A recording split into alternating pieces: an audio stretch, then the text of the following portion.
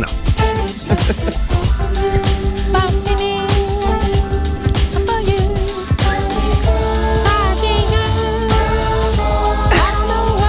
Ladies and gentlemen, Zometheus Rising and the Zo What Morning Show team returns. So fresh. The first show of 2013, and I'm telling you, it's going to be crazy. It's jam-packed. It's going to move fast. Zo What Mornings back in the building. We got DJ Mr. Number Wonderful in the house. I'm glad he was able to make it back. Right? We got a bunch of people. I mean, the studio is packed. So this is what we're going to do. We're going to hit y'all really quickly. We're not going to do top stories today because there's so many guests. There's so many things we want to cover. So we're going to jump right into it, and we're going to get into our first topic of the day. Now, you guys know my co-host. First off, can we get a round of applause for Jeff Brown being in the building before the show even began? Christ alive, it's a new year. The world is ending tomorrow. That's right. Jesus coming back Thursday. Jeez. He must have had an argument with his wife, had to get out soon. No, we don't get out like that. That's Big Daddy's house. We don't raise our voices in my house. Don't you raise your voice in my house, raise your woman. voice in my house. Talcum X.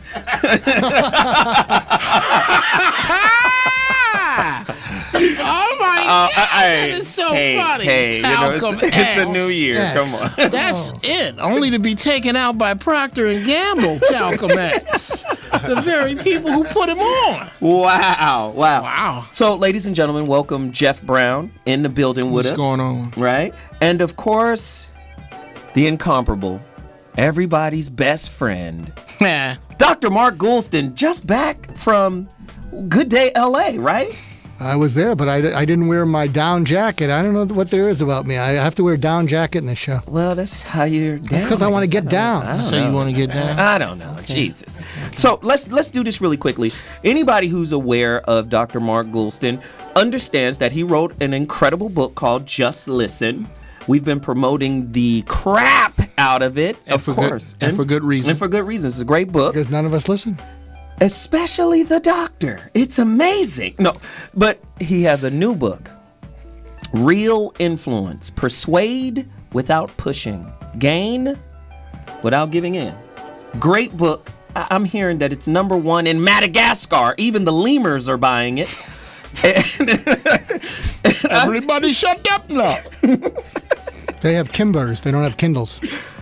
Okay. Right. Now, shouldn't be funny. You should keep all the humor to the right. Keep all the humor. We got it. We got it. We got it. Yeah, but you're too far right sometimes. Every now and then, I'm a shooting guard. Point guard, shooting guard. You got to play your position. I need you in the paint elbowing. I don't need you. All right? Okay. All right. But great book.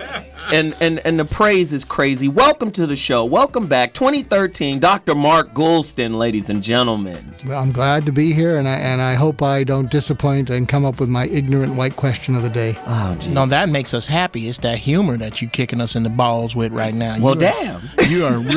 You are foot to scrotum right now with the humor. With the got jokes. to stop that. Okay, we need you for philosophy and advice and depth. And you hard with it. I mean, you come and bam, they got to replace the glass when you get done. That's true. But that outside shot, just don't shoot no more. Yeah, don't shoot from the outside. Don't shoot. You are 6'10". You have no business shooting from the outside. I know all of that's over your head right now, but just watch ESPN for a little bit, and then. So I think there was a pony in there somewhere. Exactly. So this is the part of the show that we're going to talk about. Our first topic. It's called Real Influence. And like the doc encouraged us to do, I think you guys should call in 323-965-1600 and tell us a story about the person that is most influential in your life, the person that influenced you in a positive way, whether it was an uncle, a mentor, a best friend, a mother, a father. Call us right now, 323-965-1600, and talk to us about the most influential person in your life. Now, what I'm going to do is introduce our two guests. We got two guests, and they're going to share their stories. They're going to kick off the stories of the inspirational people and influential people in their lives. Brought in by Dr. Mark Goulston himself. He brought in some, is it mocha? Some chocolatey goodness. Oh my God. Well, we already How do you have say studious chocolatey chocolate. goodness? Studious chocolate. We already got that, but then the doc letting us know that his game is strong. Yeah. Brings in another type of mocha-ness. Yes. Who I mean, Doc raves about. Wow, He says that's she's what I'm the talking about. next Oprah Winfrey. Okay, may I say this? Yes. That's one thing. I'm just, I don't do this to you often, Doc, but I'm gonna throw you over with white people right now. When you see, brothers, we will get any white girl. She can have gills. We don't care. She got a fin. She got a fin in the front. You're like, dude, her gills are dry. Get her to the lake. That's how we get out. When you see a white boy with a sister, they only roll with dimes. They Yes. don't joke around. They get the cream of the crop. They pull the lid off and go, who's fine and smart? You, and you. We'll see you in 5 years. Bam. That's how they get out. And that's what you are representing today. Are brother. you That's what I'm talking calling? about. Are you calling Dr. Mark Goulston Mr. White Folks? Mr. White Folks today, every now and then. It's like hockey. Every now and then you gotta sit in the penalty box. At my discretion, you will sit in the Mr. White Folks box. Right now, and that's a good thing right now, because that's how white dudes get out. My brother-in-law is Hey, white. we my have to be sister-in-law careful. is fine. We have That's to how they be get out. careful, okay? We have Why? to be careful. Because the doc already thinks this show is raunchy. Yeah, he has no idea why he comes here. He's like, what am I doing with my Tuesday? I obviously have 6 other days that are great, and I need this one that I'm just gonna screw off my time. I have. Okay, those Hollywood syndicators that I said to tune in, and this is a real upscale show, and you could take it anywhere. I apologize. Where, I apologize. why don't you go out and get a Wendy's? We've got to get rid of that articulate crazy Negro. So let me do this. Let me bring her in. Her name is Kibibi Springs. She is a marketing communications professional and coach over 17 years. She has worked for several Fortune 1000 companies in Los Angeles. I ain't gonna say who, but can we say who? Okay. Edelman Public Relations, Procter & Gamble Beauty, and the Virgin Entertainment Group. More recently, she has expanded her communication skills to coaching, behavior change, and developing online community programs for Farazi Greenlight, a relationship management consulting firm. Her focus is on the behaviors in the workplace that reduce stress and what? Oh no, go ahead, son. You want to say something? Just that all these credits are added to by the fact that she is fine. I know a lot of ugly girls that get a lot of stuff done. Yeah. When fine girls, I think she's that there fine as gnat hair. Yes, she is fine as gnat hair. Yeah. She is beautiful. And ugly people who achieve something, well, you kind of ugly. You didn't have other distractions. do, right. They have no other All you distractions. had to do was read they that had no book. dudes hollering at them. They didn't have other people. When fine women get stuff done, that's what I'm talking about. She had other people. Hey girl, you gonna come to this party with me? No, I have to study. She did a lot of that. Ugly girls ain't doing nothing. What they doing? They studying. They ride to the party in the trunk. That's it. And hold purses all night because won't nobody dance with them. Oh, damn. That is not her experience. Wow. And in spite of all of the shallow individuals like myself that have thrown themselves at her, she did all that other stuff. All right, so look, really quickly, let me just finish. She blogs about stress management strategies at lifeonsprings.com. Really quickly, our next guest, first off, welcome Kibibi Well, Springs. thank you for all the compliments. You are very welcome. She is delicious, Jesus. Now, let's move on. Jeez. Talking about. We're going to jump into this topic at some point. Billionaire PA has rejoined us. Everybody knows what's up with him. Wealthy up, Minds boy? Clothing. He's dressed like my good friend Sammy Davis. Yeah. Shaboing boing. Just came from the Riviera, baby. One of the Rack Pat. He's in here ready to do it. And he's going to talk about influence with Dr. Mark Goulston, Jeff Brown, and Zoe Williams, 2013. What is influence, really quickly, Dr. Mark Goulston? Influence is getting people to do things because they want to. You never have to tell them to do anything, and they can't get enough of it. So what you are is you are kind of the hope for a better life, and people are drawn to it like a magnet, and you never have to sell anyone when you influence them. Wow. Who's your greatest influence? Who had the greatest impact on your life positively? Kick me to the curb if I'm too modern. To the curb, really? Yeah, Okay. Yeah. Now, actually, Get your slang up. All right. the greatest influence. Come on, Doc. Let's go ahead, Doc. We know. Okay. Why? Okay, I'm just gonna say this. I'm gonna put you in the white folks penalty box. If you want to know what black people were saying, doing, thinking, acting, wearing 5 years ago, find somebody white. Go ahead. Come on. Are you saying there's like a? Come on, man. When the last time you kicked somebody in the Just curb? let him finish. One of my, I think my greatest professional accomplishment, and I don't know anyone who's ever done this, is I dropped out of medical school twice and finished. Wow. I don't know anyone, and I Wow. didn't drop out to see the world. I lost my mind. I couldn't concentrate. Stuff wasn't going in, but I was somehow passing, and the school wanted to kick me out, especially the second time, because they're losing money when someone they match funds, and when someone takes a leave of absence, they lose money. So the second time around, they wanted to kick me out, and I came from kind of a stern family, so I didn't really turn to my parents or anything. And so there I am. I didn't know that I was kind of on my last legs. And in schools, they sometimes have something called deans of students. And deans of students really care about students, whereas the deans of the schools care about making money. And so the dean of the school wanted me to withdraw, which is a nice way of kicking me out because I was losing the money. And the dean of students, so imagine this, a guy who comes from a slightly stern background, childhood. And so this guy pulls me in and he says, Mark, you didn't screw up. I was passing stuff miraculously. He said, but you are screwed up. Wow. But if you got unscrewed up, I think this school would one day be glad they gave you a second chance. So I'm crying because I don't know what kindness is. I never felt kindness.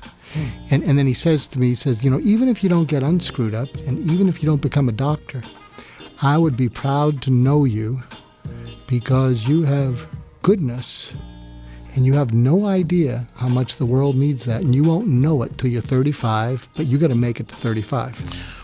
I got to use the bathroom. I'll be right back.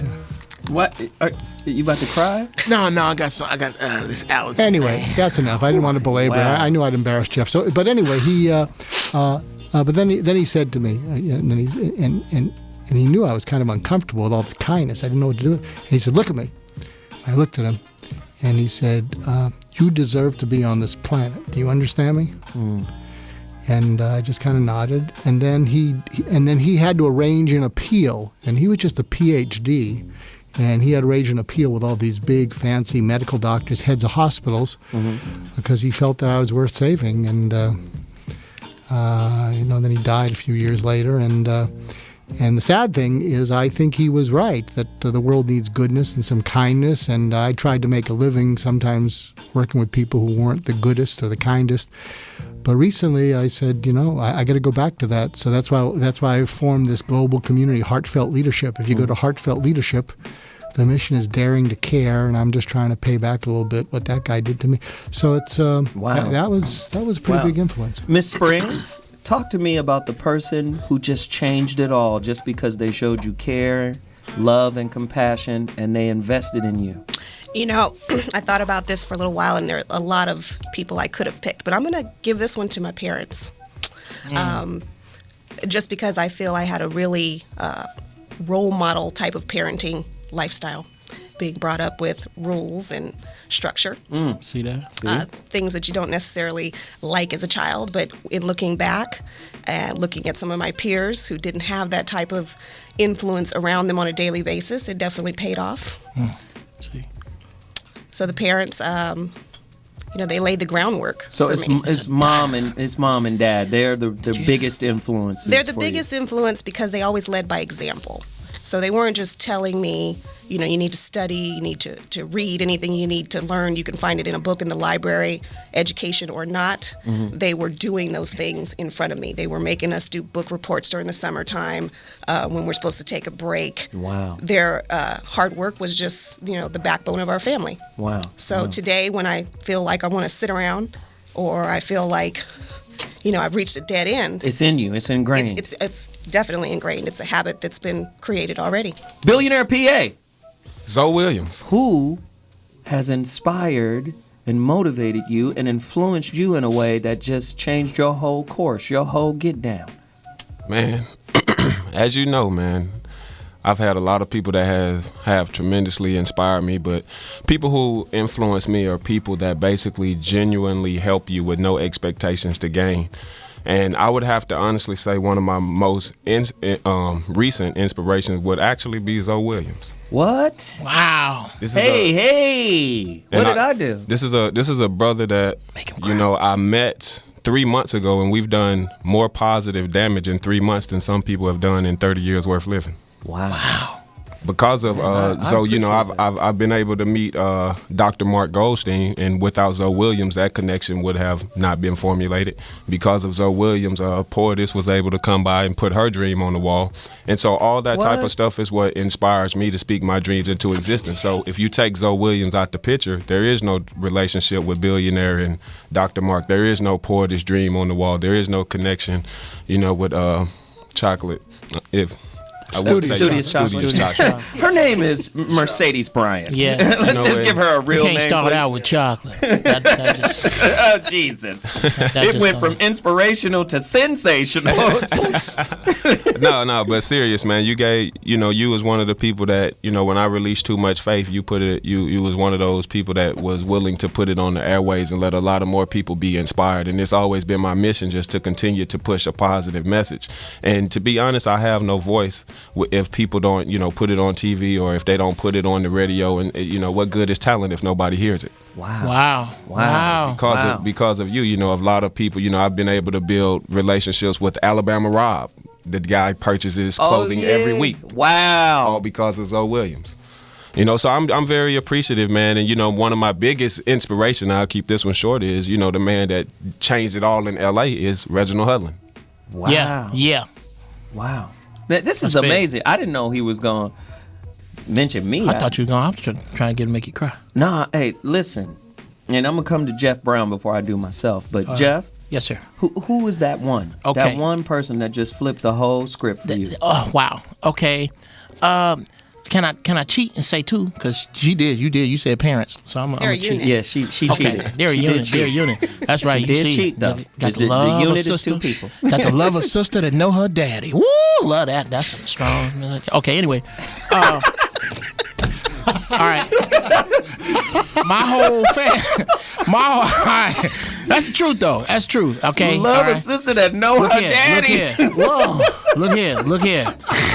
I ain't saying every girl that don't know her daddy is a hoe, but I'm saying all the hoes I know. All right, don't know their daddy. Don't know their daddy. All right, now. All right.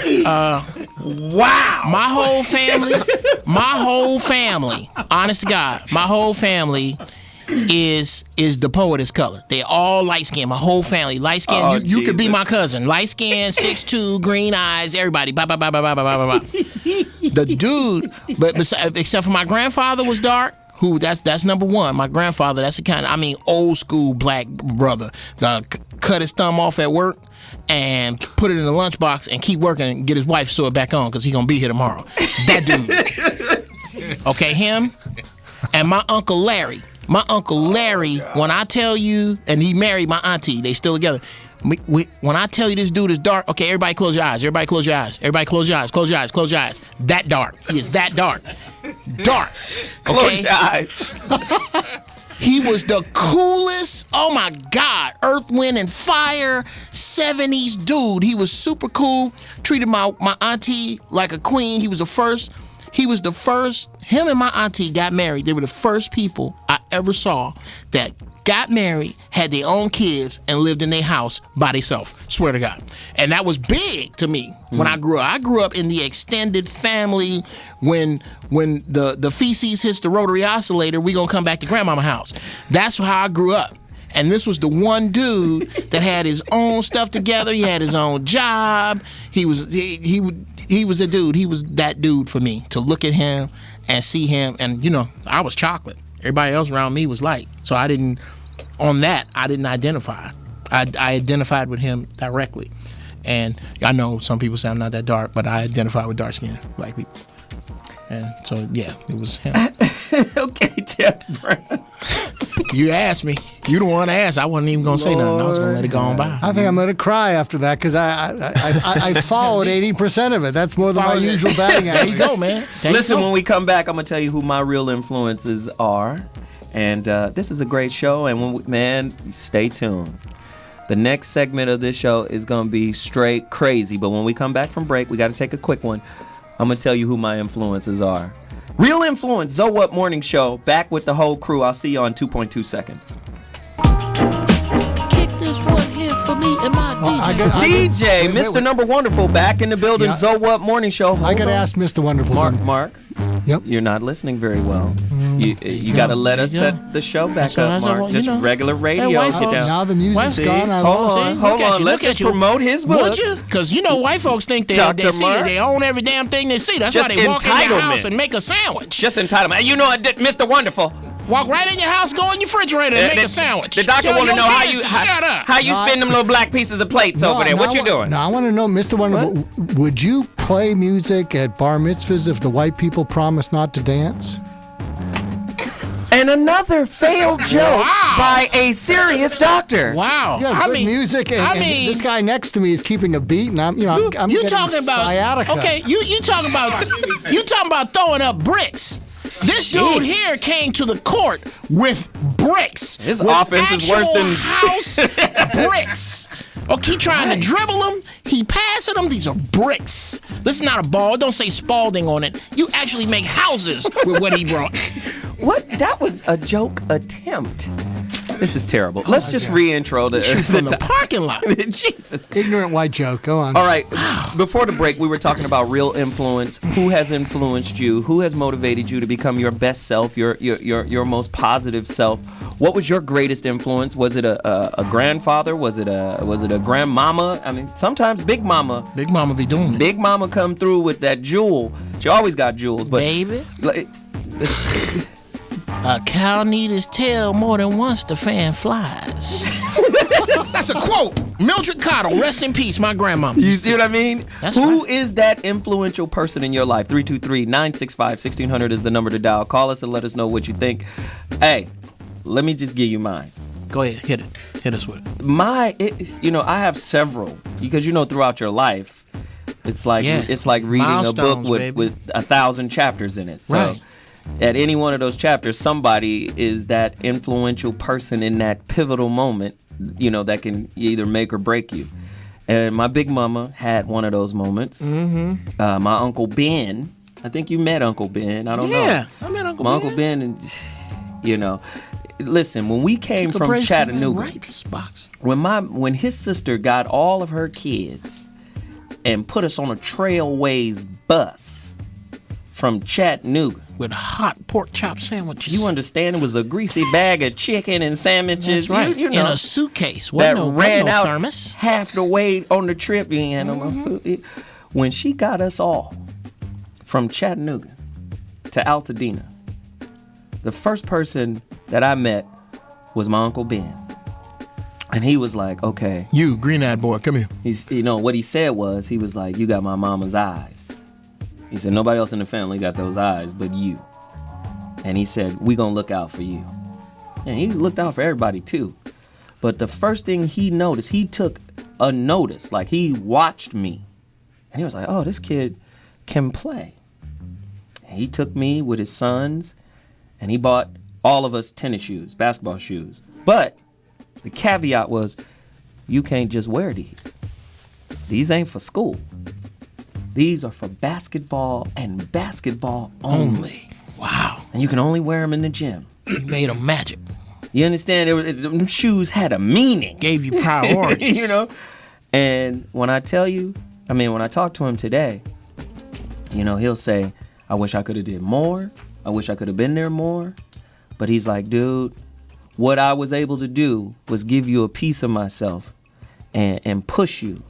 Because I knew if nobody pushed you, you wouldn't push yourself. Wow. Right? Wow. When I was 19 years old, I opened my first business in Pasadena. It was a bookstore. Then it evolved. From a bookstore, we started selling clothes, airbrushing, Then we started a pager company inside of there, and then we bought an ATM machine. And my uncle came to me, and the people from all over, MC Ren, all types of people were coming. De La Soul coming to Altadena on Fair Oaks, right across the street from the cemetery. What? Just to hear me speak.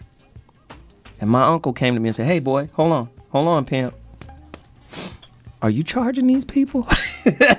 I said, "Well, no. I Hold want on, pimp. I need to tell you, turn up your pimping." But he said he gave me jewels. He said, "Are you charging these people?" I said, "No, I'm not charging these people. I just want to help the community. I want to do what I can to just make the community." He said, "First off, you ain't went to business school, but you got a business. Come here, son. Let me tell you something. Black people will respect you more if you charge them." He said, "If you give it away for free, they won't respect it." He said, "Anybody who buys something, that money was worked for. So when they buy something, they respect what they've purchased. If you give it away, they may not respect it as much as if they bought it." He said, "Don't do that for free too long." Right? And he was always there, and he was always saying things like, "I don't understand how a 19-year-old kid," right? Because I had this business. I started at 19. I didn't sell it until I was 29. I had it for 10 years. He said, "Who does that? That's not," he said, "Son, don't ever let nobody say anything negative about you." He said, "Because I don't know too many people that went to business school that can hold on to a business, grow it, develop it with no training." He said, "Man," and that dude right there, I talk to him all the time. Well, you know what? He just vicariously gave me a nugget. And this ain't no ignorance. I don't know where this is going. I'm just being real. He said that people who spend their hard-earned money on something that they want shows that that's what they respect. Yeah. From this point on, I will judge people, because I do it already. But now I understand that I judge people by what they respect. Wow. When I see a dude that put, he got a 78 Malibu and a car worth $500 and he got $12,000 into it, I ain't do really. I have to judge you by what you respect. Okay? All right. Your kids' shoes run over, but you got brand new 24s on your car. I have to judge you by what you respect. Your uncle's a genius. So before we wrap up this topic really quickly and move on to the next, the heated one, this is what I want to do to the doc. This book is a very, very powerful book, and I see that there are some listening skills in there. There's some usable insights in there. My question is this, man. Ain't no jokes in there, is there? Ain't no damn. I hope ain't no damn jokes. Ain't no in jokes there. in there. He about as funny as the end of the world. A train hitting a school bus. Oh my God. Jeez. Oh, anyway, Doc,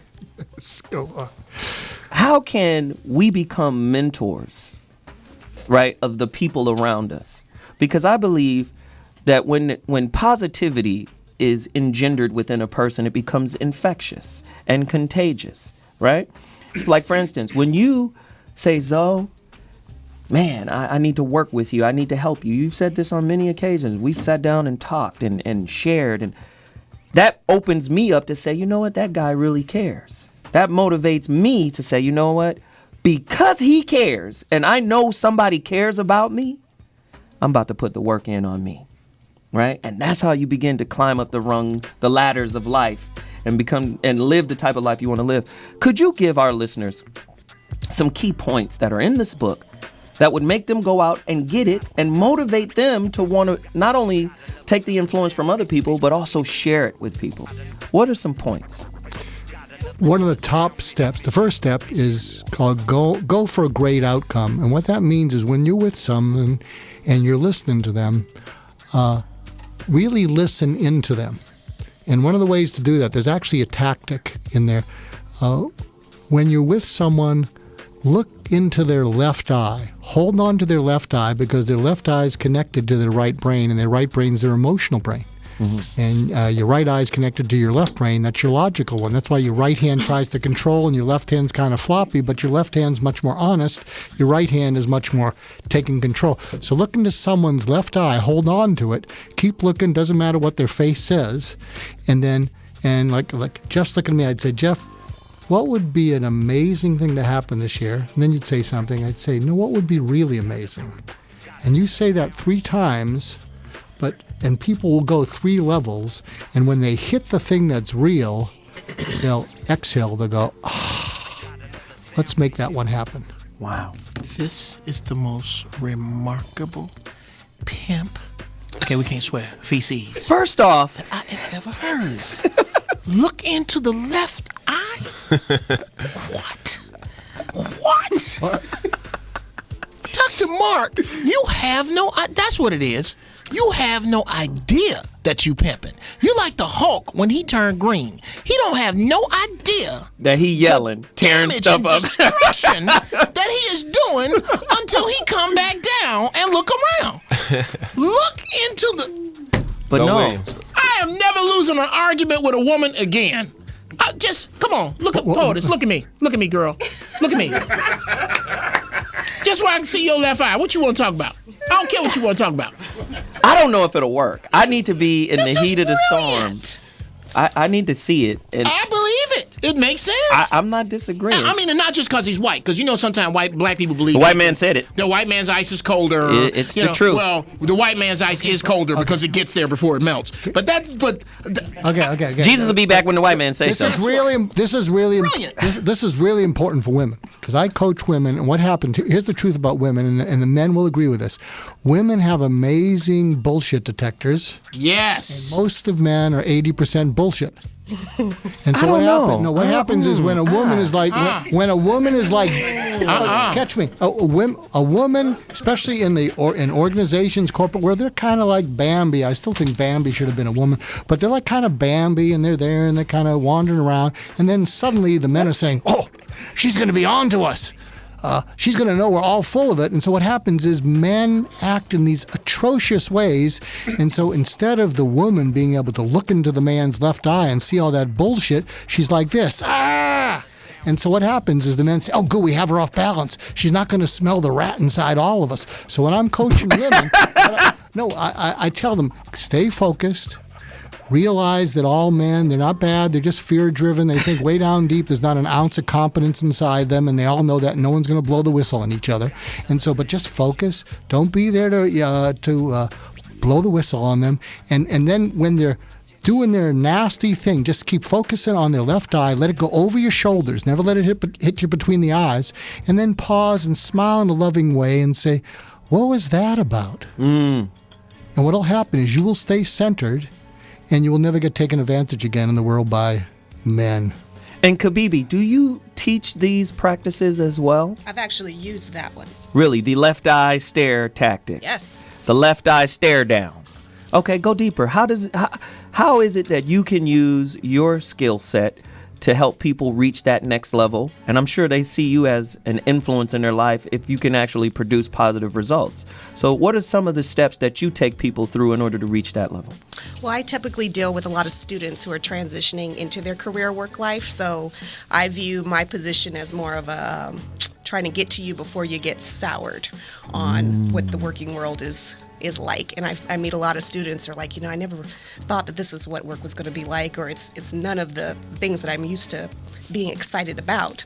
And I tell them this is, corporate life is a game that you're playing on a day-to-day basis. It's a game of composure, communication, and in many cases, empathy. And that's what Dr. Goulston and I talk about a lot. That's something right there. Go deeper. Bring empathy into the workplace. This little tactic he's talked about, I've used it in a confrontation with someone who was trying to throw me off balance.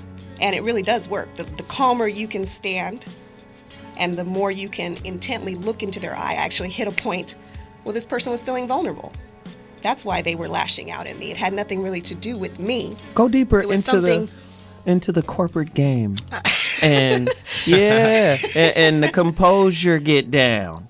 There's a lot of things that happen in your day-to-day life at work that require you to bring your best self to the workplace. And by your best self, I mean your most humble self. The self that is able to manage your outburst. Absolutely. Why and do you have to people's outbursts. But why do you have to manage it? Is there a hierarchy of condescension? Let's just go deeper. I just want to hear the game. Well, there's definitely She's spitting it. I just want to hear the game. I know you probably have never had it put to you this way, because I'm gonna guess that our upbringings and backgrounds are a little different. Yes. But you are spitting that pimp shit right now. Go ahead. I'm sorry. They might be more similar than you realize. Oh. You better stop. Behave, girl. I'm married. Watch yourself. All right, go ahead. I'm sorry. No, I think that most people get they're frustrated by the interactions they have on a day-to-day at work. They're not frustrated with their work. They took the job. It was something they wanted to do. It's the conversations we have on a day-to-day basis with people at work, or the experiences that we're absorbing, or the way people are treating us that causes that tension and that stress. And it requires a different level of communication skills. I mean, I've been told many times the term that people use is you're unflappable. And I think if you could only imagine what's going on in my mind about the things that I would love to do to you ghetto right ass. I should call my cousin Day Day. He'll be up here in 20 minutes. That nigga ain't doing nothing but sitting on the couch eating Captain Crunch. I'll have him come up. You think I don't know a Day, huh? Right, you think I don't know a Day? I can make one phone call and the rolling 60s will be all downstairs. Billionaire, go ahead. Your point. Sorry. Zoe Williams, man, I honestly am I commend, people like you that do a positive show, man, that have a platform to give back to people. Because yesterday, I met an individual, man, who's honestly a gangbanger, and he did 10 years in prison, man. He turned himself in when he was 16, just got out at 26, and yesterday he told me, I inspired him to speak his dreams into existence.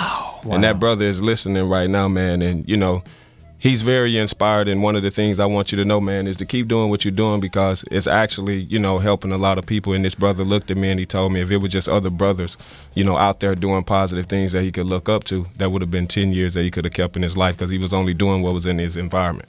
And so to have to speak on a topic of influence, I think that a lot of people should set their egos to the side and give credit to people that support them, and thank people like, my writing partner, Tiffany Ketch, and Dr. Mark Goulston, because when you put positive energy in the universe, it will definitely come back to you. When you put that bad ego out there, when you check your bank account, I'm sure a lot of people's ego keep them broke.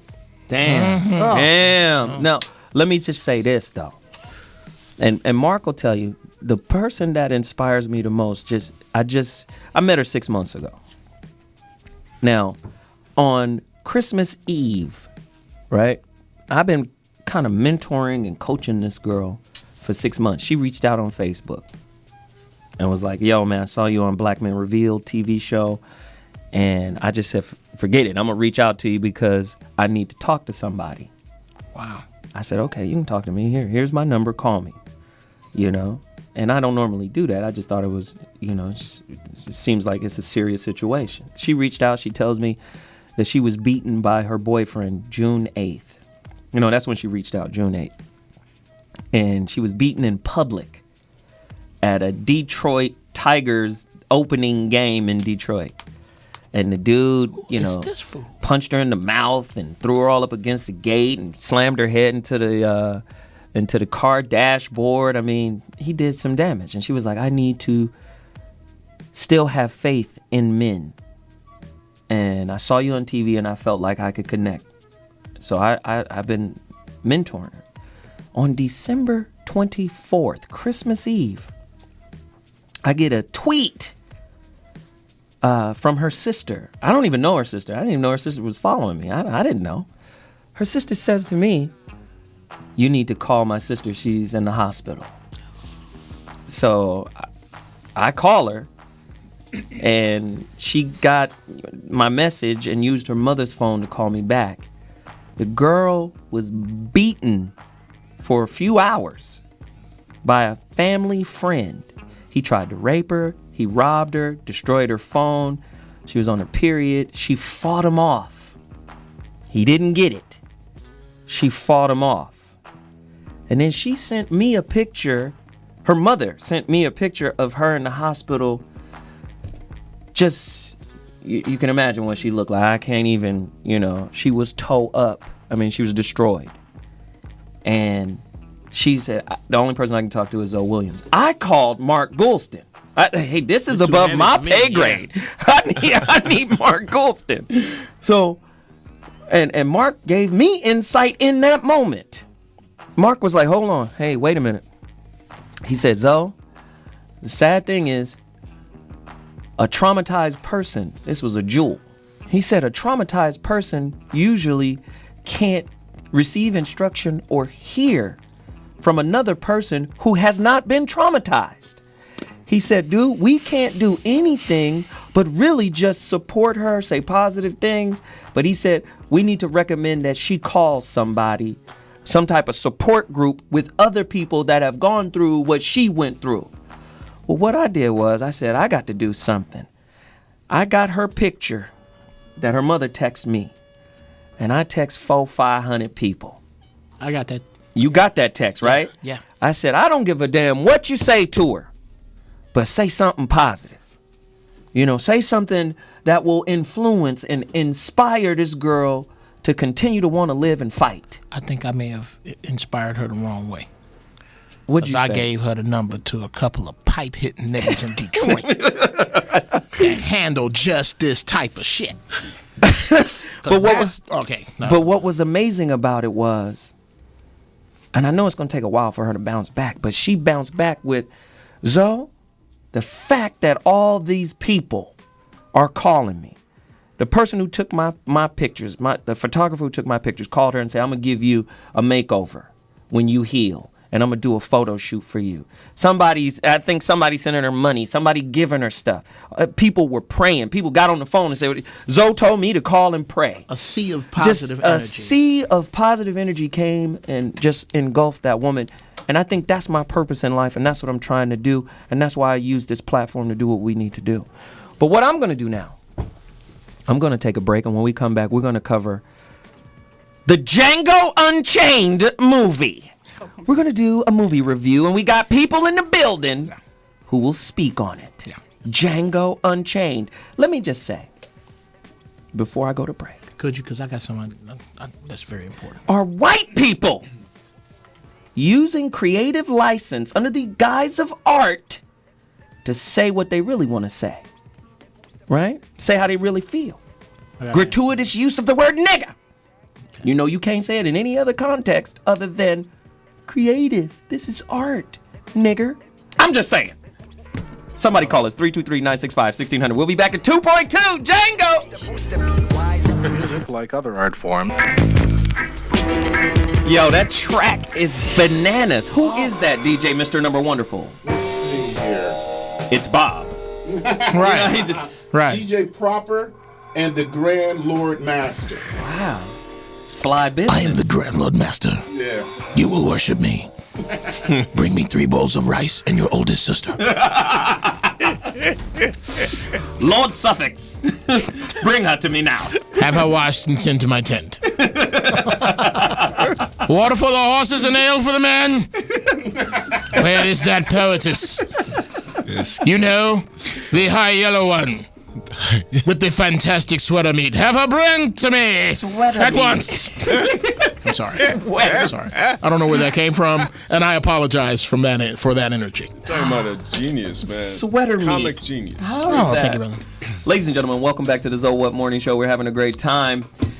We're going to go into our next segment, man. This is very important. How many of you guys out there saw Django? And we want to know your opinion. Call us right now, 323-965-1600. That's 323-965-1600. Man, the story keeps evolving. First and foremost, let's just thank Jamie Foxx. Let's give him some props. Shout out to Fox, bro. Let me just say, you know, I'm happy that the dude is seeing just success on top of success. He's blowing up. This shit is crazy. We gotta give him love for what He's talented. He has talented. a monster work ethic. He works his ass off. Right. Shout out to Fox. But let's talk about social responsibility. Okay. A lot of people are upset about 110 times that the word nigga was said in the movie. I only counted 88, but okay. Only 88. Okay, check it out. We have a caller? Oh. Well, let's do this really quickly. Caller, come in and tell us what you're talking about. Yeah, this is Sean. I was talking about, I listen to y'all show all the time. I love it. The Yeah, Jeff Brown, you're a fool. Thank Dr. you, Mark, we appreciate what you do, man. You try. We know. We love it, man. You're doing what you do. But I do want to talk about Django, but just the mentoring thing right now. In our communities, and I know we're really about to get into this, Django, but in these communities right now, me and one of my friends, we both got out of work for a big company, and we said we wanted to go into these communities and get these kids and maybe show them, let's show them how to play youth football and do community things and stuff like that. But when you walk up to a group of them, they take it like it's about to be a war started. Like it's really something about to go down when you're trying to communicate and talk and do all that. And I don't know if Dr. Mark wants us to look into the left eye, but they're not trying to hear that. It's hard. So that's all I'm saying. It's really hard to kind of get them. And then when you say, well, let's go talk to the parents. Well, what do you want with my child? I mean, I can't even imagine what teachers got to go through right now, because we're dealing with the first generation of young parents, like 30-year-old parents. We're dealing with their kids from the 90s now. The crack babies. But I mean, crack babies. That's exactly what Too Short said. We're dealing with the first crack baby parents, kids. These are the kids we're dealing with. Crack baby parents, kids. These are their kids, and we have to try to mentor them. And it's really something else out here to try to do that. And but I know y'all kind of dumped that topic. No. It all ties together, brother. It ties together. Yeah. So finish your point. Okay, yeah. But that's really what it is. So we were trying to figure out how to kind of get out here and get into the community. And we live in a pretty good community, but in California. We live in Antioch, Concord area, San Francisco. And we said, well, let's go out to Oakland and some different places and see what we can do and put some stuff together. And it just became an uphill battle of being able to mentor that way, because you see some of your most successful people, they have mentors that were able to take them under their wing. Well, brother, now it's just about self. What's your name again, brother? My name is Sean. Sean, here's something that came to me in a dream, and you can use it. It's a Jeff Brown dream, so keep that in mind. Yeah. Never mind the dolphins. I like to get high before I go to sleep. So I was in this high dream, and I was talking directly to God. And I said, God, I see young children going by me in a lake of fire, young black children, and I want to save them. He said, you can save them, but you know what you're going to get? Burned. Oh, wow. Okay? It is uphill and it is hard. Sean, if you can save just one child after talking to 1,000, you suck, Sean. You should be able to save more than one child when you talk to 1,000. You got to get out there and you got to do it. It's hard. I know it's hard, bruh. But I'm leaning towards Zoe now. Hey, Zoe, you got a minute? Hold on. Let me wrap this caller. Hey, brother, I really appreciate your call. Can I give him a tip? Yes, you can give him a tip, but let's make it quick because we got other callers and we got to get the guests in. Go ahead, Mark. Sean, find the ringleader. Take the ringleader aside and say, I need your help because you're important.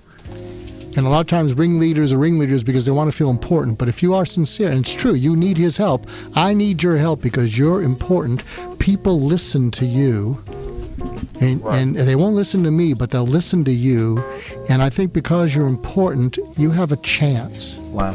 You have a chance to help all the people that look up to you, and I need your help. So find that person and try and be an influence to them, and then see where that takes you. Wow. I really appreciate it, guys. Thank you very much. Like I said, I'm a fan. Thank you, only one thing I'm going to say on Django when I'm out of here is it was an important movie because we don't talk about those issues, and I think our ancestors will want us to hear their story. Okay, that was great, man.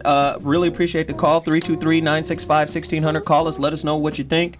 We got one more caller to take, and then I'm going to introduce my guest for this segment. Caller, speak. Hey, what's going on, Zoe, and the panel? This is Jay Scholar calling from South Carolina. Yo. What's happening, man? What's happening? Not much, man. Just wanted to chime in, man, on Django, but it kind of ties into everything we be talking about pretty much from week to week. But I think it was a great movie on the general sense, but on a deeper level, I think it opens conversations between black and white folk that really, was just too tense to talk about, or you had to be real tight friends with them to talk about some of those things. And you know what? You bring up a great point. Let me do this. Stay with me, Jay Scholar. Let me do this. Is it true? Because in the film, the baddest, finest girl, sister, was the slave master's girl.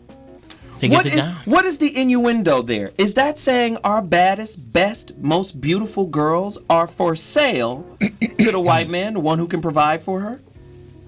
Historically, let me answer that question. Go deeper, Firpo Carr. No, give it to him. Give him the intro. Give him the intro. You can't just run out on. Okay, you can't just run out the tunnel with no lights on. I was gonna let him because I just love his whole get down. Firpo Carr, right? Scholar extraordinaire. One of my best friends. You know, we always get together. He has some of the most informative books. I've promoted some of his books on this show.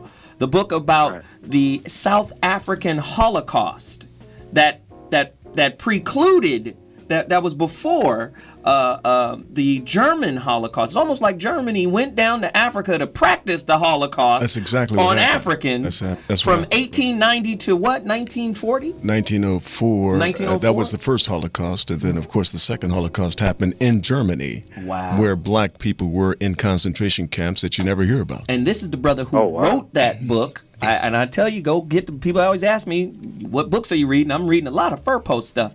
But one of his most powerful books that even he can't get his hands on, I'll be begging for this book. This brother broke down the dictionary and showed the racist origin of every single word. I mean, it's so cold. What's the name of the book really quickly? Wicked Words, Poisoned Minds, Racism in the Dictionary, which will be out next month. Man, it's and when I tell you this book is so ridiculous, it's one of the books you have to go get. I actually, in mentoring at a high school, gave it away to a young kid because he was fascinated by it, and I never seen it again. It was gone. But give me an example. Let's break down the word denigrate. Denigrate is from the word, interestingly enough, nigger. Wow. Denigrate means to blacken, if you look at it. And that's where we get the word nigger from as well. Because the root word is? Denigrate. Nigrate. Wow. Absolutely. That's not only that, here's another example, gorilla. Go deeper. Gorilla. Gorilla. Webster's Ninth New Collegiate Dictionary says, and this is verbatim, it is believed to be the name of an alleged African tribe of hairy women. Gorilla. Hairy African women. Absolutely. So what does G-Unit mean? G-Unit. No. Gangster unit. Oh my God, that's hilarious. But that's exactly the origin or the etymology of the word gorilla. That's prior to the first definition, interestingly enough. Wow. You know, so there's much to be said. You're talking about the black woman. What about give me the definition of the butt? Oh, yes. Go deeper. Okay. Well, you have the word calipigia. These are all Greek words, interestingly enough. Calipigia, calipigus.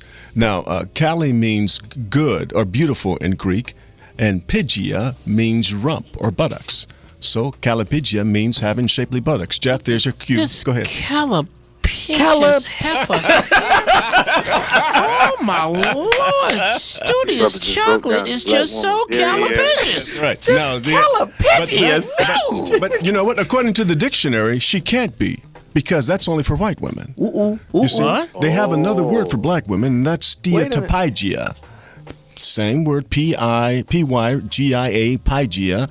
That means rump, same thing, but steatopigia means having an excessive amount of fat on the buttocks, especially in black women. That's so the Greeks had a word for black women, saying that the butt was unshapely, almost sounds like a disease, right? Steatopigia.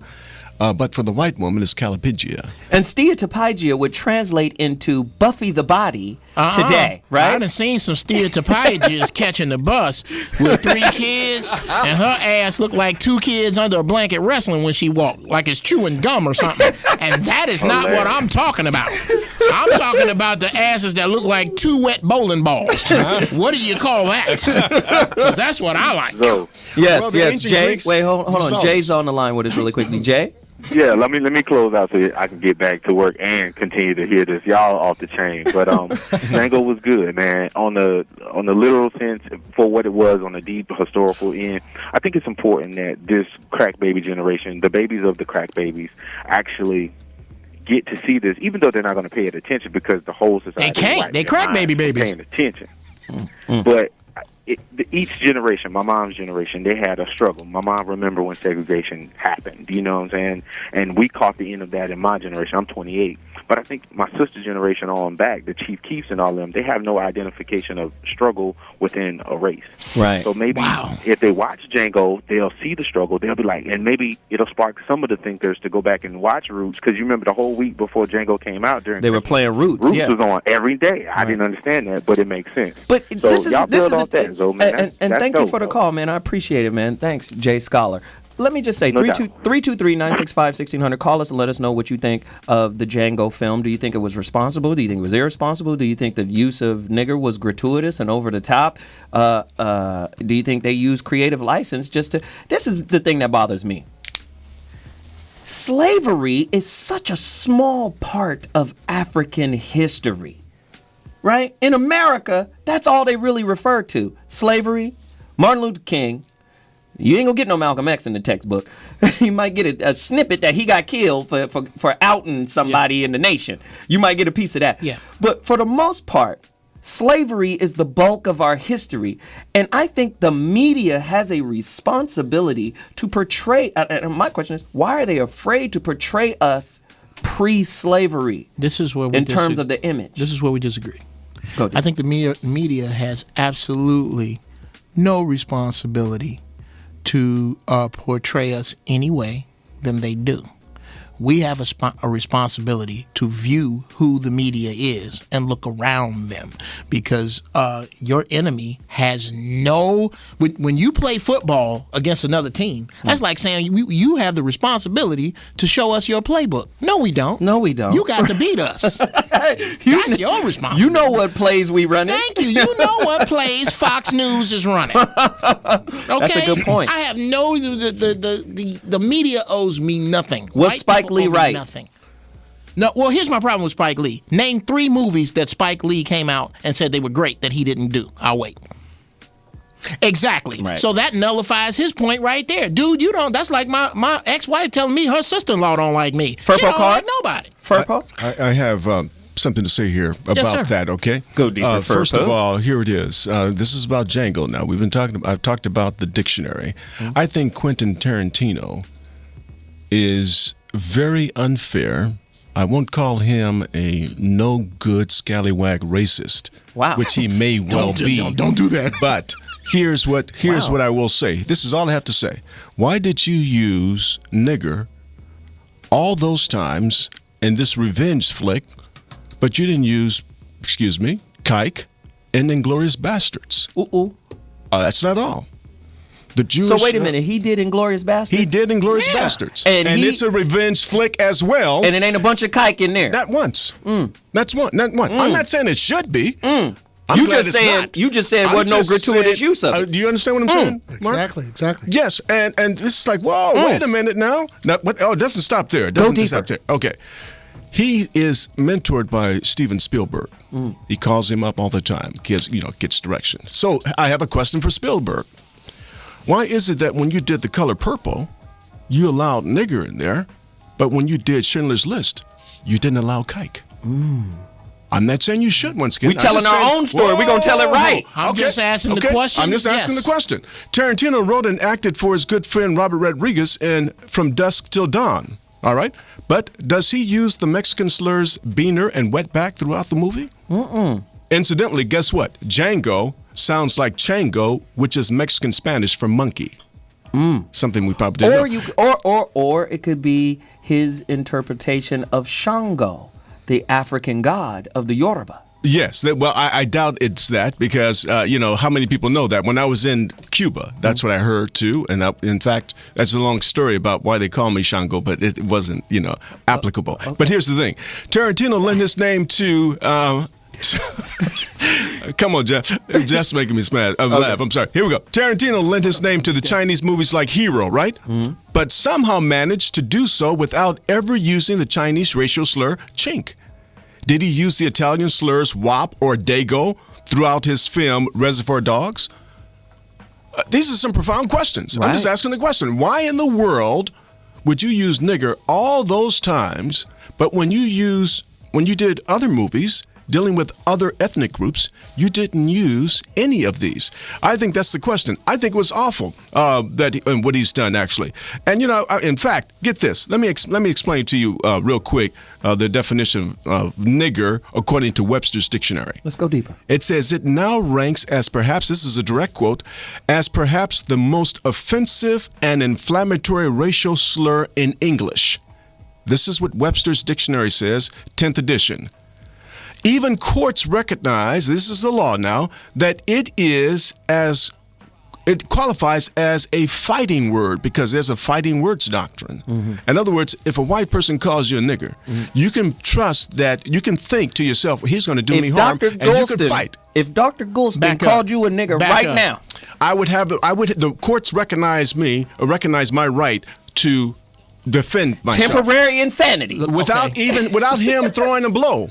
I can throw a blow at him because it's like, whoa, that's how provocative the word is. And Tarantino uses it at least 100 times, like you said. So this is that's just part of it. But I'll turn it over to Jeff. You about to make me catch a case. Did you just say that if a white man even calls me a nigger, that I could bust him in his chops? That is the fighting words doctrine. Okay. Now, is the fighting words doctrine law over the 48 contiguous states? As far as I know, yes, it is. It went to the North Carolina Supreme Court, that's for sure. North Carolina. But let me say this. I think it's all over. But Check it out. Let me say this. This is really a complex situation because you have a lot. Generationally, the word has different meaning and value. Generationally, you talk to somebody's 65-year-old daddy, different meaning. It's a different meaning. You talk to some 19-year-old kid, different meaning. You talk to somebody that hang out with Chinese people, entirely different meaning, right? So let me just say this, and this is a powerful thing for me. Listen, at the end of the day, if we don't take ownership of this term, and I mean from the original meaning, like we can flip it around. Firpo, where's the word nigger from? Linguistically speaking, where is it from originally? Is it Latin? Latin, Spanish, mean black. Okay, right. It just mean black. Right. Read that definition about how it's the vilest word ever again. Yes. Let me show you the psychology on this. Go. Wow. Here's what it says right here. See you coming. Let's see. Nigger, right. Now ranks as perhaps the most offensive and inflammatory racial slur in English. So what they've been able to do is pin us to some core to 400 years of our history alone. I'm going to pin y'all to that. Now I'm going to vilify the word that actually describes you. Well, now someone can argue and say what the poetess has on is black. You're not black. Let's go deeper. The word black from blanca, which also means white. Right. If you want to play games with it. That's from Shaft. That's from Remember Shaft. the scene from Shaft? Right. Dude put the coffee up and right. say, you ain't black. Right. And then dude put the thing, you ain't white. Yes, I remember that. Again, but let's look, I just want to finish this point, then I'll come back to you. Ahead. Again, they're making us hate what we are. Before it was negro, it was moros. More means black. Right. That's what the Greeks called us. Moros, right? This is where we get our word Maurice. This is where we get the word marine, right? I mean, mariner. We were the ones who were the pirates on the seas, right? Again, at the end of the day, if they vilify the word and we don't know the history of the word supersedes the 400 years of history of slavery. Okay, now here's I think, and that's some very insightful stuff you brought out there. Here's what the dictionary says, because of course that is the final word. Now you're saying they're vilifying it, I understand that. But when they use it the way they do, when they turned a good thing into a bad thing, even they recognize that, hey, wait a minute, this is the worst word in the English language as far as racial slurs are concerned. I don't consider that recognition. You don't? That's validation. That is them saying that it is. We are saying that what we said is the worst thing in the world in our opinion from our vantage point for our own reasons. Okay, and they're validating that. They validate. You can call. I agree. Well, see, here's why I don't agree. Oh, you don't agree with that? No, because I think that a word, just like a dollar, is nothing more than an agreement.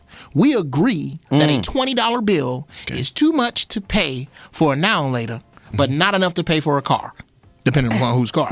That is an agreement that we have all made. Okay. We have agreed that phone represents this. The concept that young black people use the word nigga the way they do and the way I do, I have a few meanings for the word nigga. Well, guess what? Breaks that agreement. Okay. I break that agreement. Well, guess what? It's really not an agreement. The one who, use your example, the same system that said a dollar is a dollar says that this is bad. That is to say, you can look at a dollar as, I'm going to treat it like it's $500. You can, but when the greater reality hits, you're going to see that that's only $1. That is like they say, what they say about perception. Perceptions are real. I'm like, oh man, that's a joke. If someone is high and they're standing on a 10-story building and then they think that it's just one step because they're high and they step off, their perception is reality, but then the greater reality is going to kick in and they say it's not the fall that kills you, it's the sudden stop. Yeah, wow. It's the sudden stop. Yeah. So now I have to find out what the dominant culture says about this, and whether I go along with it or not. If everyone else is going along with it, then it has power. But so let me do this. Let me do this. Culture is Can I say something as a white guy? Yes, you can. Yes, you better watch what you say, though, because you know what he said about that 48 continuous states. You know I love you, but I'm nice with these doorknobs, and I don't want to have to put them on you. Now go ahead. All right, go ahead, Doc. I'm playing with this. I'm not going to say the word, but I'm playing with the word. And if I were to say it, what do I mean? And as I lean into it, and if I am the worst part of what white can be towards black, I'm thinking if I were to say that, it's like I'm saying, I get to hate you, degrade you, and humiliate you in public, and you can't do anything about it. It's like I get to hit you, but you don't get to hit me back. Thank you. And I'm entitled to that. And what you going to do about it? And I think there's that. And society is on my side. So too bad. But that's what that's. And I wouldn't say it because sure. it's so repulsive to me. But I think if that's what the word, if I were to say that. It made Leonardo DiCaprio sick. He had to stop filming because he said the word so many times he got sick. Was he really sick? That's what he says. Because when he saw that check, he continued to act on. We have a caller. Let's get this caller. Caller, come on in. You're in. Hey, good morning. Happy New Year, everybody. Thank you, brother. Hey, man, look, I'm just fresh off of seeing Django last night. The creative side in me and the artist in me is like, I loved it. But the reality of it is, if Spike Lee, any of the black directors had come to Hollywood to get that movie made, they would have not have greenlit that movie. Thank you. You. Also, let's get back to what it is. Tarantino has an obsession with not only our black culture, but the word nigger. There's no way in the world that we would be able to, any of us that are black or African American, however you want to call it, people of color, if we came to a studio, a major studio with in that Hollywood, concept, that would not only would it not get greenlit, they're not going to allow it to be done. Just period, point blank. And also, it seems like, and I appreciate everything you guys are saying. Now, real quick, I'm going to get off the phone because I know you got a lot of other callers. Now, I Think I Love My Wife, the movie Chris Rock, the movie he did some years ago. Now, the script was rewritten a couple of times. Now, this is my belief.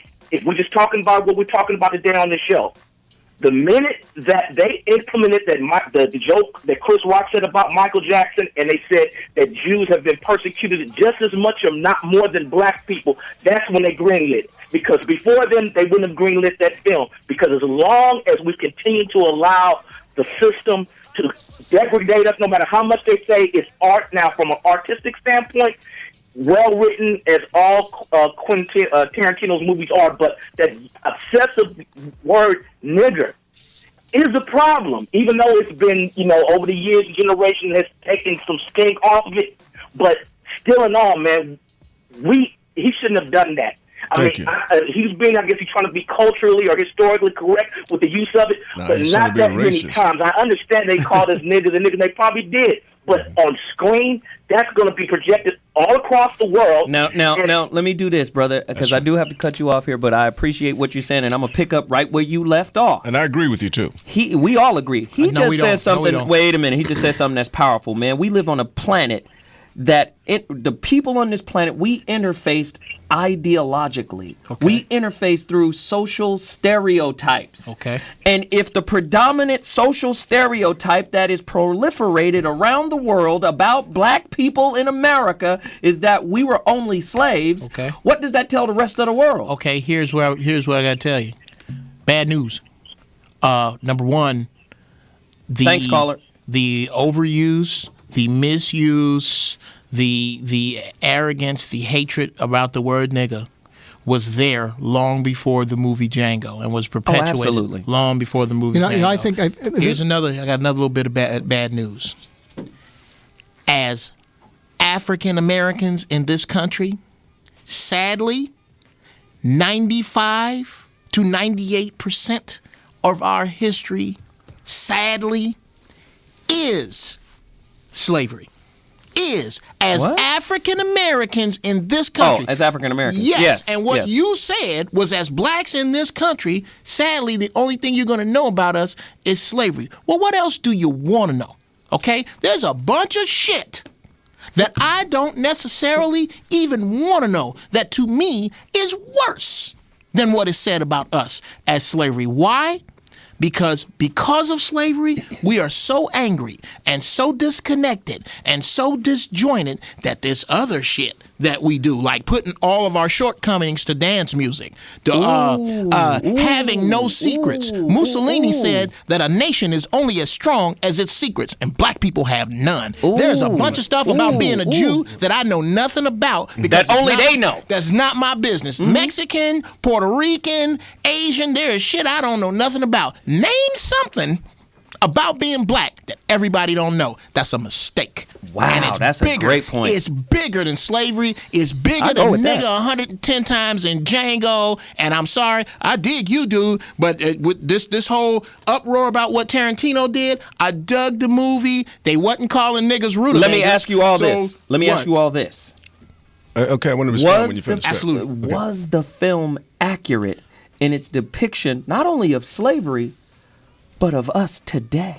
Hell yeah. Hell yeah. Firpo?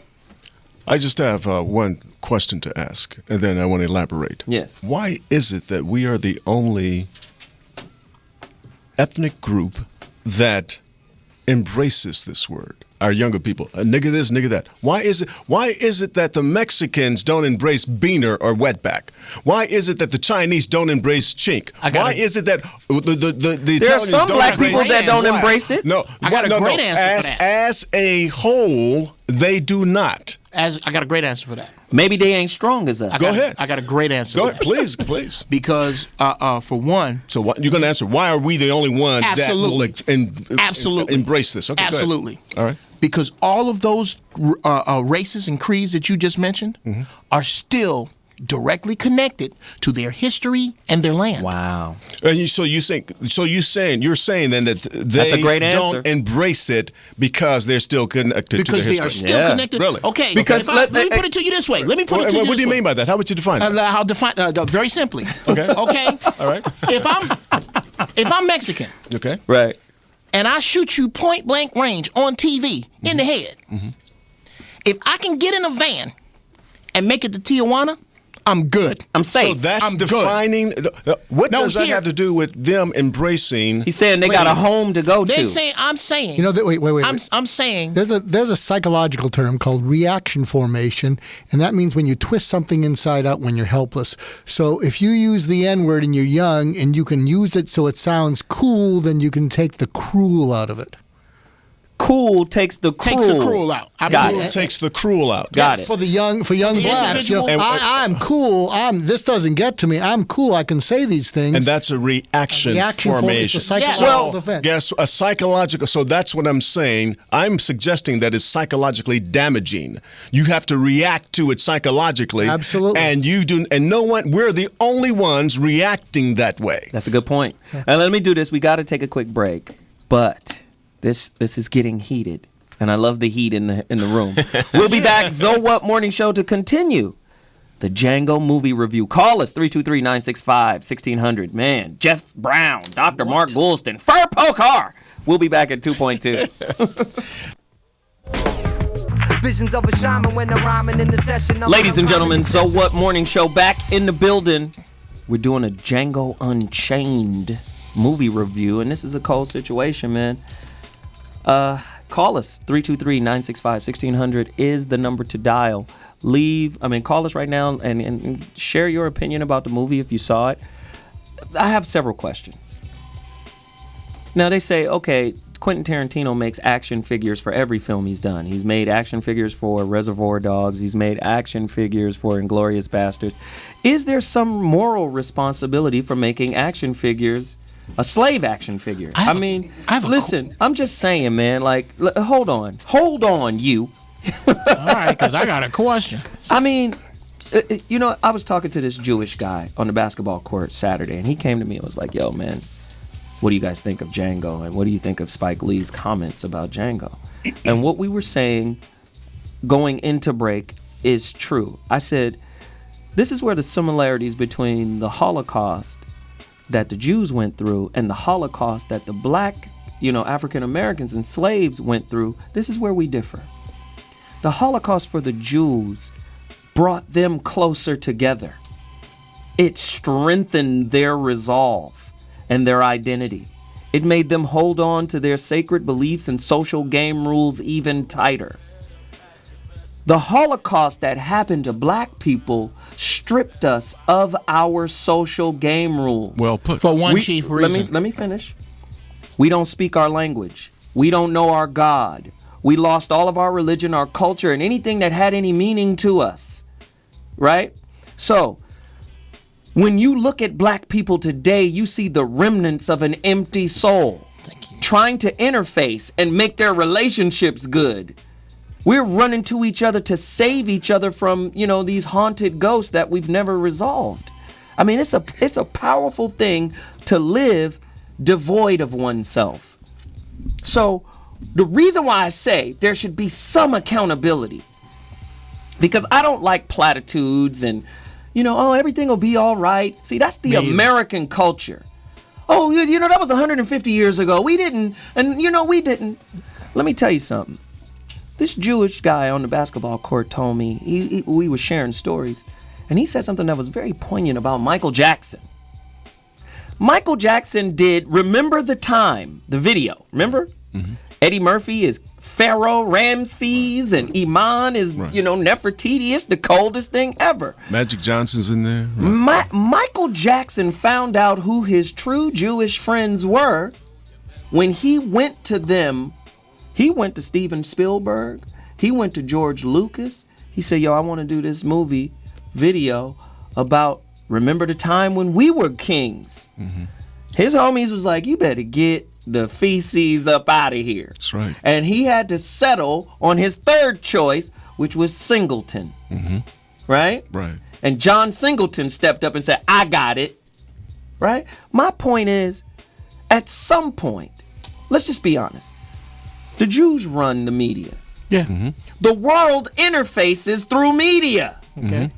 Right? That's how our kids learn. Okay. They don't learn through books. They learn through media. Mm-hmm. They learn through content that is filtered through technology. Okay. And if the world only sees our American experience, how do you think when a Korean man sees the black dude that his daughter is dating, why would he have a different perspective?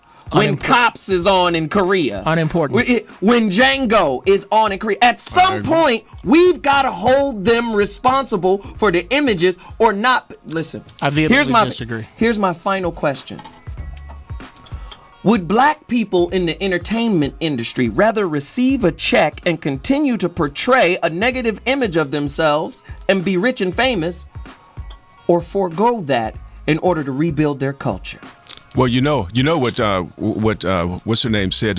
What is her name? Who played in Gone with the Wind? Hattie McDaniel. You know what she said? What? This is how she answered that question.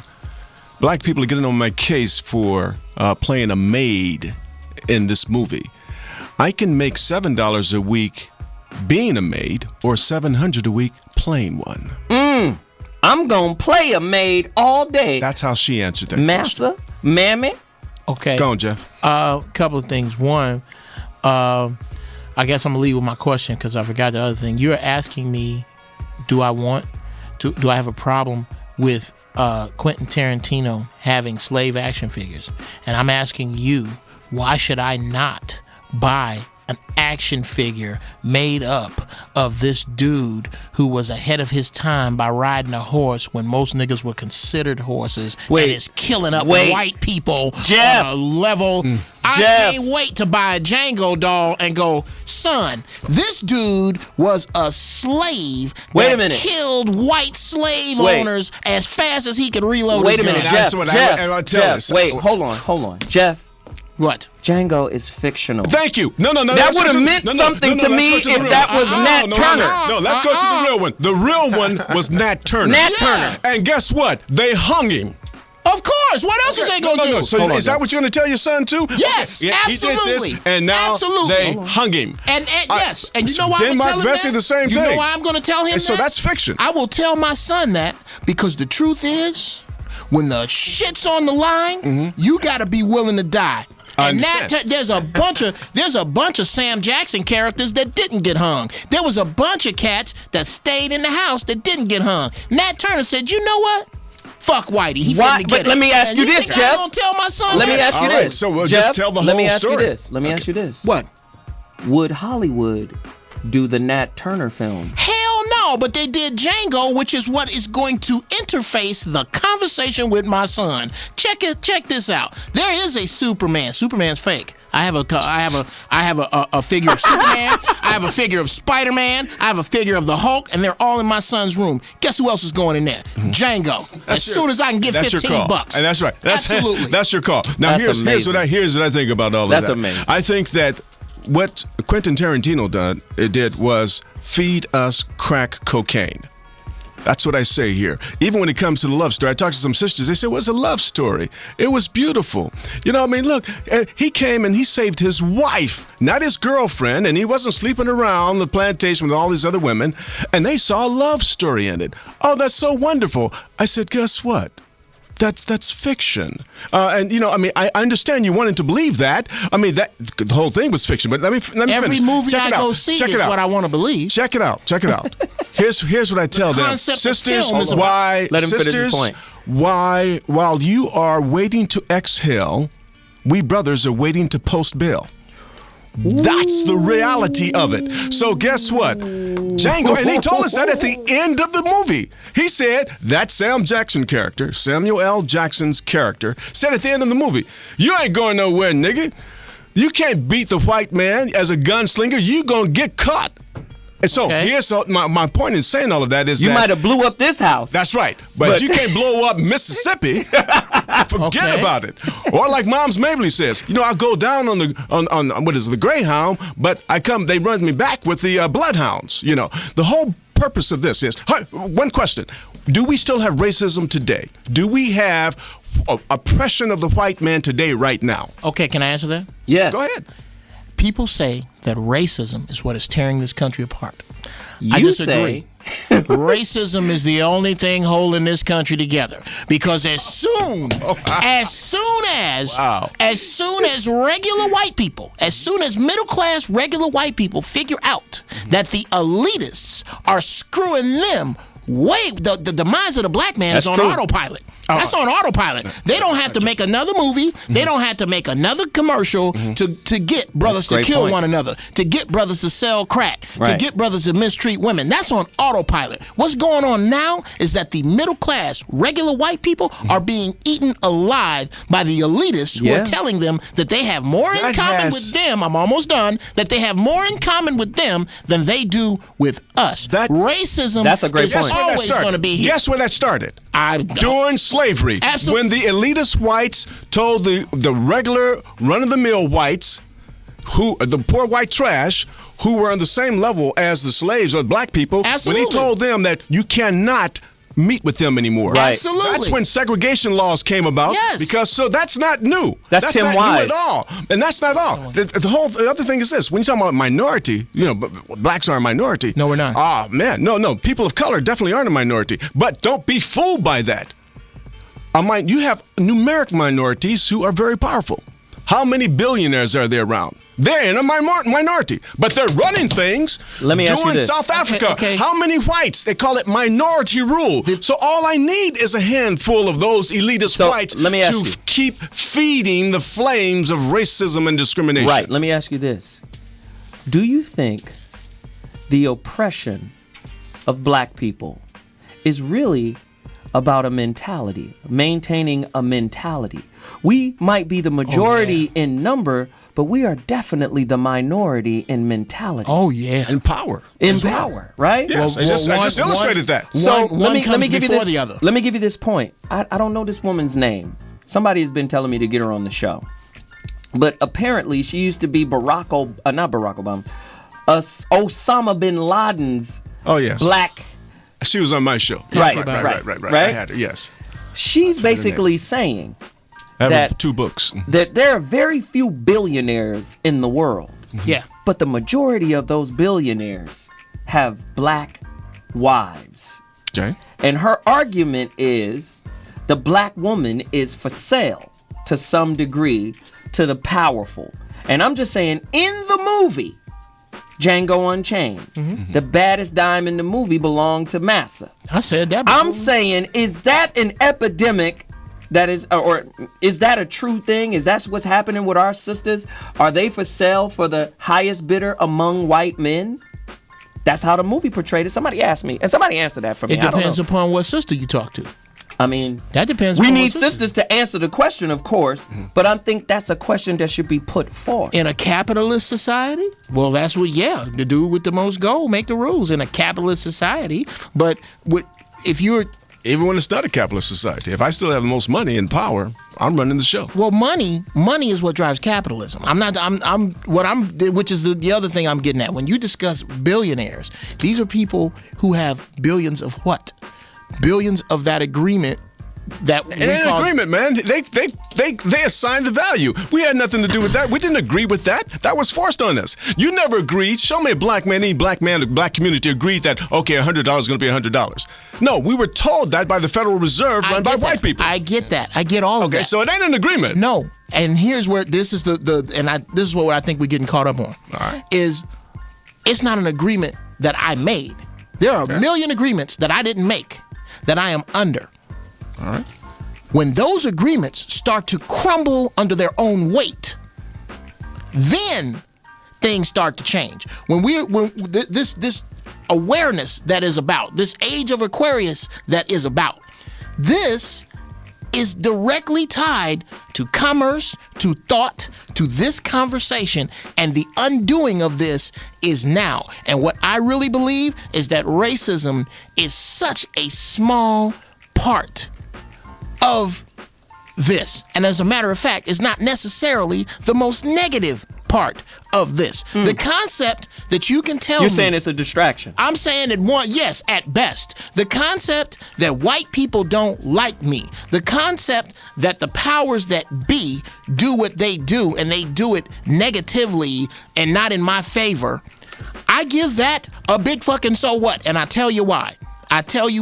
Because I choose my reality. And as realities grow, and as we are becoming this other thing, other people are choosing their realities, and that's a great point. That's a great point. No, it's not. It is a great point. I'm gonna come to you. I'll tell you why. Hold on. That ain't a great point at all. I'll tell you in a moment. With all due respect to my brother. Right. Hold on. It is a great point because you do have the faculty to choose whatever reality you want. Okay. However, if you don't know what your choices are, if you don't know what's available, how do you know how to be proactive in creating the kind of reality you want? Let me.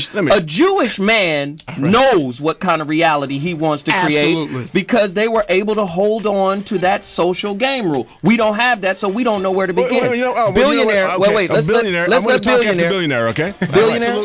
And finally, they come to the younger generation. Well, let's see what you got. Let him have it, Playboy.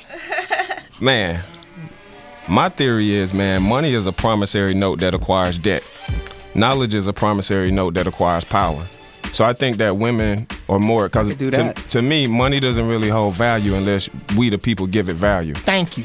I think women, you know what I'm saying? I'm just being honest. I think they're just more in touch and maybe taking a liking into a person that has power. You know, they can give orders.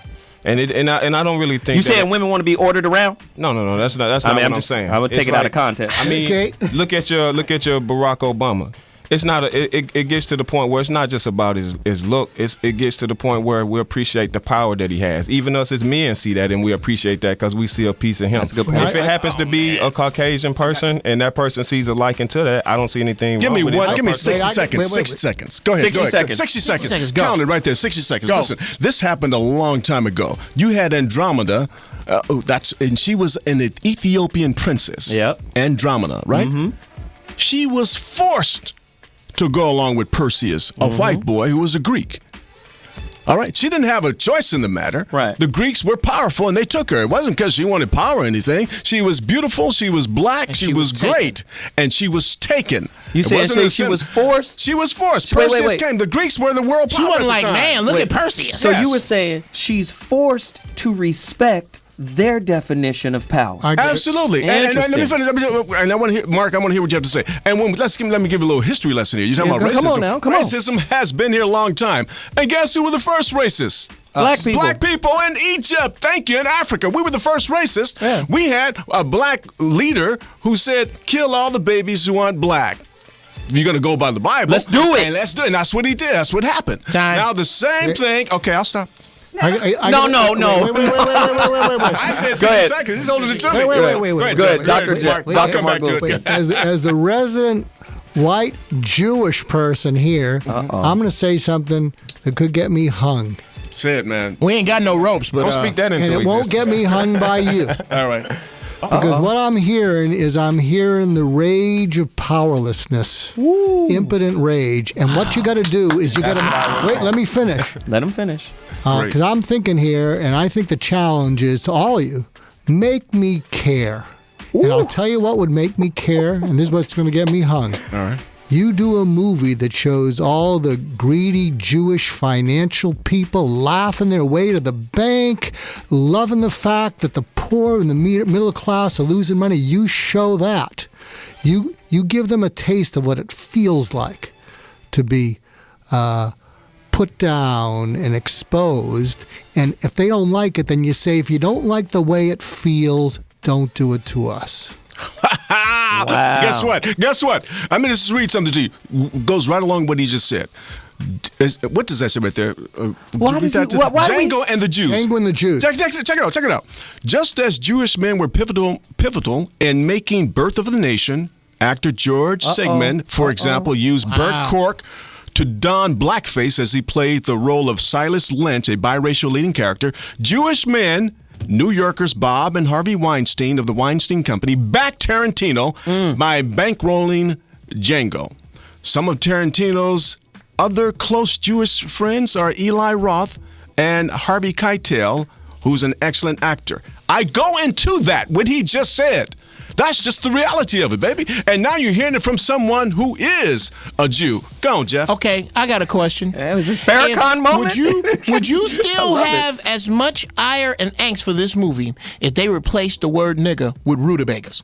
Rutabagas. Absolutely not. Rutabaga, according to Webster's dictionary, is not one of the most opprobrious, nefarious, wickedest words in history. Break it down. Our ancestors did not. That was the last word they heard when they were beat into submission. They didn't say, you rutabaga. I think Firpo's making a great point, but his outrage is losing. It's distracting from it. What I hear him saying is, okay, if the idea is that we're into an age of gratuitous outlandishness, then do it fairly. If you're going to be outlandish about the blacks, be outlandish about the Jews, be outlandish. Just do it fairly. And the fact that we're all lowering to a baser level of humanity because we get distracted and fall asleep with our ADD unless we see something outrageous.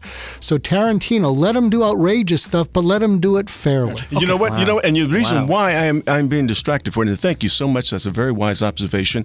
I told myself I was not going to get worked up, but Jeff made me want to do it. Come on, man. That's what I do. Now that's what he does. I am the comic adjutant. Let me ask everybody here something. Also, the intellectual irritant. Being a black person, look him in the left eye, Jeff. and looking at this. These guys are trying to catch his left eye right now. These I got it. These guys right here. I mean, you know, right? Oh, it's funny. I saw him do that. I saw Jeff do it. I'm copying off of him. Knowing all of this, you know, it's talking about the Hebrew scriptures or the Bible, the Tanakh, as you know. The Torah. The Torah is the first books, 5. Right? No, the Tanakh is all of them, all 39. You know, Genesis, Exodus, Leviticus, Numbers, Deuteronomy, Joshua, Judges, Ruth, 1st, 2nd Samuel, 1st Kings, 1st Chronicles, Ezra, Nehemiah, Esther, Job, Psalm, Proverbs, Ecclesiastes, Song of Solomon, Isaiah, Jeremiah, Lamentation, Ezekiel, Daniel, Isaiah, Joel, Amos, Obadiah, Jonah, Micah, Nahum, Habakkuk, Zephaniah, Haggai, Zechariah, Malachi. Those ones, those 39 books. You left out Nahum. I did not. I did not. That's enough. I went to church too, pimpin'. Now, guess what? There in Ecclesiastes, guess what? Solomon said in Ecclesiastes 1:18, because I have so much knowledge, it has made me angry. It makes me depressed. Yeah. You remember that? Yeah. And that's what it is. So what you're hearing is the angst of a black man who has a lot of knowledge about this and who gets pissed off when it happens. Okay. But your point is still well taken. Maybe I'll talk with you to help me. And let me say this too. Let me say this too. I'm giving him a coaching tip. Okay? Help me out. Help me out here. Because what happens is you are dishonoring your smartness and your wisdom I know that the that. world needs to hear. Thank when you, you sir. get agitated, what happens is people can just say, oh, he's agitated, and you're dishonoring a gift that you have, and not many people have that. Thank you, sir. All right, let me say this. Thank Let me you. say this. Thank you. Let me I really say mean this. that. Let me say this really Okay, quickly. go ahead. And nobody respects Dr. Mark Goulston more than Zoe Williams, but I must disagree. You cannot say a people bereft of soul, bereft of the knowledge of themselves, can't lash out angrily. I mean, they're hurt. We're hurt. We're struggling. You're wounded. No, that's and not- so that's let not me what just he's let me. saying. No, I know what he's saying. No, Let what me. I'm Can I saying is finish? it's ineffective to your cause. Yes. What It he's saying. might be. It might be. But if that's the level we're coming from, you can't say, oh, you're ineffective to your cause. It's just where we are. Yes, you can. And because he's in charge. He's right. Yes. Bam! Yes, you can. My point is, I'm not if in my char- child... Oh, the white man's in charge. No, I'm not in charge as a white person. I'm in charge that clarity should be respected, and when you have the ability to have it, that's in charge. But it goes back. Let me do it. Let me do it this way. Hold on, everybody, please. We can't all talk at one time. Just let's pay attention. All right. I'm going to go back to the doctor's point that he gave to me when dealing with the girl who was traumatized. Wow. He said that traumatized person cannot hear from another person who has not been traumatized. And black people have been traumatized, and we cannot hear from you saying your energy or your anger is breaking down your point. This is where we're coming from. But I don't think we've been traumatized by you. I don't think Right. wait, you're not hearing each other. You're inflaming each other and keeping yourself ineffective. Oh, no. No. You can't speak for us. That's You can't true speak for too, us. though. You cannot speak for No. us. No way. way. I hear him. Here. I All will right, give Dr. him. Mark. I will Let give me him. get it. That's valid. What you just said is valid. No, You can't that's identify valid. with Wait a him. minute. Wait a minute. That's valid. That's valid on Hanukkah. That's valid on Yom Kippur. If you go to a Jewish house and they yelling and screaming at one another, that's valid. Black folks do this all the time. Right. Okay. We love I'm each other. hollering at this dude right now, That's but right. I tell you what, if he go outside and he got a problem, goddamn it, we got a problem. Right. This is okay? breakfast. So this is Vice how we versa. do. Right, this is Yes, breakfast. Kiss my ass. But No, guess you what? kiss my ass. Fuck Okay. you. Hey, you I'm did it moving right out. on. No, You you did it ain't. right I on. love you. Yeah, right. how That's it right. goes. Absolutely. Now check this out. Let me say this now. But what he is saying though, what he is saying is something that I stated. The system where it is where systemic racism is perpetuated. Yeah. What he's saying is that if you want to make a point, if you want to be effective, he's not saying these gotta words, look but in the that left eye. the slave masters will all, and those who are reasonable, you know, the few and maybe even some of the guilty ones, if you approach them in a non-threatening way, because they're already scared of black men. Yeah. If you approach them in a non-threatening way, and you say what you have to say, you will be more effective because they are in charge, and you have to dance to the music without sacrificing or surrendering what you really believe in. And I vehemently disagree with that. All right, go ahead. Okay, really quickly. What if, as a black people, we said, hey, Florida, if you don't give Zimmerman the needle, we are going to disavow you for 100 years. Everybody who thinks they black is moving out of Florida. Nobody will play for or against a Florida team. Fuck orange juice. What if we said that? That ain't got nothing to do with the system. That's us going, you know what? Fuck you. No, fuck what us, they'll fuck do. you. No, guess what they'll do? What would they do? All of the racist white supremacists, neo-Nazis would move to Florida. Saying, fantastic. This is heaven for us. Fantastic. Is that all it took for them? Is that all it took for us to get rid of them? Oh my God. Add up all the racist neo-Nazi money and see, does it come to one season of the Hurricanes with no niggas playing? Okay, let me do this really quick. Okay. All right, that's a great question. Let me ask everybody this question. We're going to go around. Is the movie good for us? Is it good for the country? Is it good for the world? Can we start great for me. Can we start from me? Can we start from here? Start with Firpo, and then the doc, all right. Jeff, and then the foolishness. Billionaire. All right, here we go. All right, here it is. Here's what I have to say about that. All right. Tarantino inserted feel-good scenes throughout the movie, but he baited us. But these collectively amounted to a designer drug cocktail for people of African descent.